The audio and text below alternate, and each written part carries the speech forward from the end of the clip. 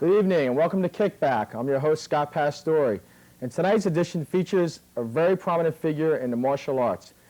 Sensei Ted Oyama, who was the coordinator of the Ultimate Challenge that was held recently at the Westchester County Center, will be discussing the events that led to the Ultimate Challenge, which Ultimate Fighting Championships, which is billed in 5 months and on the pay-per-view systems and people watching the bare-knuckle knockdowns and the no pads, no rules games. Well, this happened 20 years ago, in which Sensei Ted Oyama has been the coordinator of and putting these events together. He spent 23 years in the way of martial arts, whether it be teaching, whether it be studying, whether it be coaching. Tonight he's brought all his expertise down. We will see him do a demonstration as well. World Oyama Karate is located all over the world, basically in every country. So it's a real treat to have him here, and we're going to discuss all the aspects of everything that led to the Ultimate Challenge, which we'll be seeing soon at one of our next shows. I'd like to welcome Sensei Ted Oyama. Thank you, Scott. Thanks for having me. Thanks for being on the show.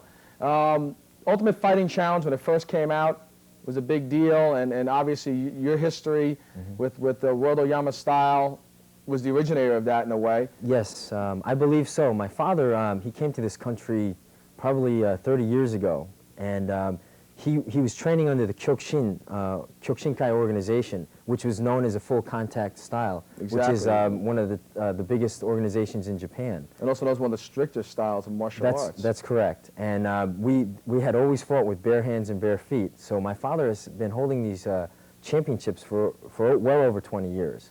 And I believe a lot of systems and styles have derived different tournaments from that. They kind of stayed away from it, I think, because of the injury factor, so they went more towards the pads with developed and the hand gear and so Especially forth. in the U.S. In Japan, most of it was always, whether it was Kyokushin or whatever style it was usually full contact. Exactly. And then when it came to the United States, then I think everyone started getting into the point type fighting. You got watered down a little bit. Right, I believe because of the injury factor. Right. I remember training myself, using no pads, and all of a sudden pads started coming out, and it became a big thing. Right. And especially now, you see head gear, foot gear.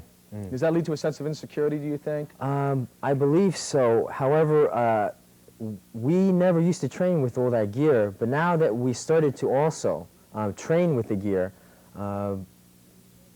because you figure about 95% of the people are not knockdown competitors. Exactly. So we have to gear the training towards those 95% of the people, and then have the special knockdown training, the full contact training. For that 5%. Correct, correct. Okay. And it saves a lot of injuries, and even the knockdown fighters now, they'll wear the gear